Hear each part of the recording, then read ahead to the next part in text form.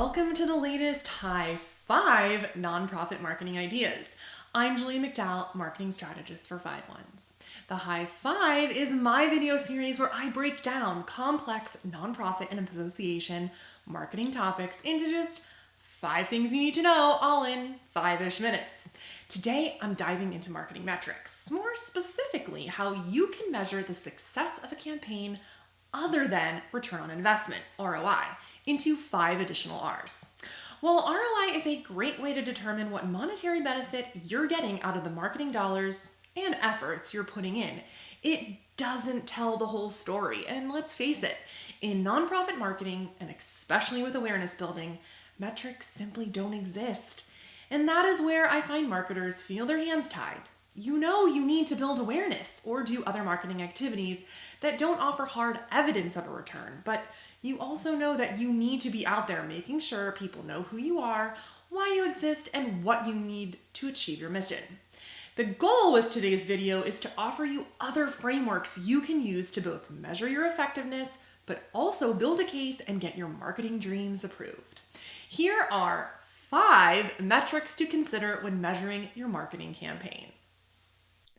First up, ROO, return on objectives. Whenever you're putting together a marketing campaign, you should have clear objectives in mind. And it doesn't always have to be money. An objective could be to engage a certain number of volunteers for an upcoming event or increase awareness within a specific group.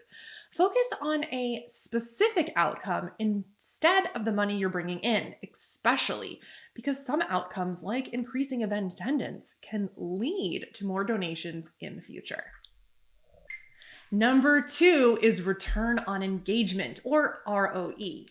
The majority of marketing campaigns these days are completely digital or have a strong digital component, some of which will undoubtedly be on social media. So instead of only tracking how many people donated to your association, consider the number of engagements you're receiving.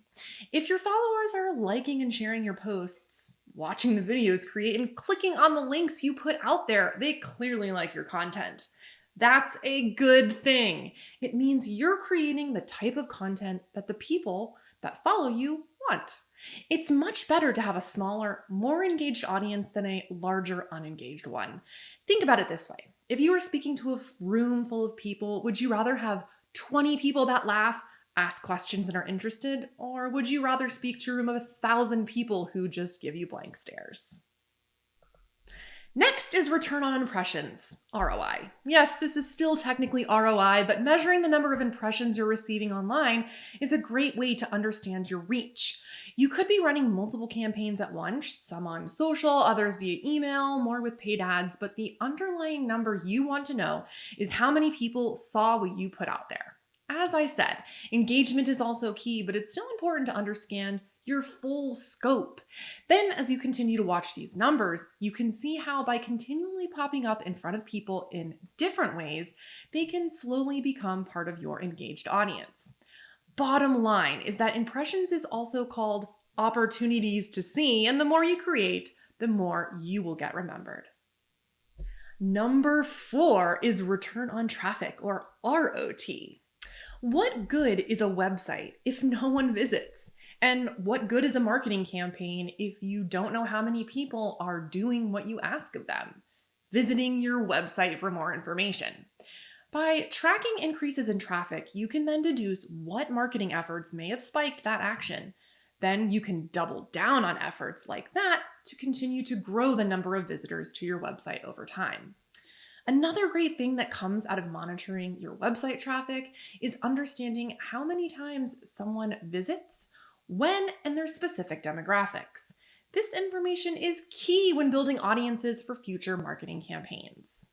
And last is ROMI, return on marketing investment. Instead of tracking the amount you made from a campaign and dividing it by your initial investment to get your true ROI, consider looking at the intangible resources it took to reach a goal. So for a marketing campaign, there are many hours spent creating and executing a campaign. Try to figure out how many collective hours it took to create the campaign, and then divide that by whatever your objective for the campaign was. new donors, new members, new subscribers, event attendees, etc. Then you have a very clear idea of roughly how long it takes you to complete that objective, and you can work on your efficiency from there. So, the next time you're creating a marketing campaign and need to come up with metrics to measure its success, don't just default to ROI. Instead, think about what your actual goals are and then create a benchmark from there. Money isn't everything. Thanks for joining me for today's High 5 Nonprofit Marketing Ideas. I hope this helps you think a little bit outside the box in your next campaign. If you have questions, don't hesitate to email me at julia@5ones.com or in the comments below.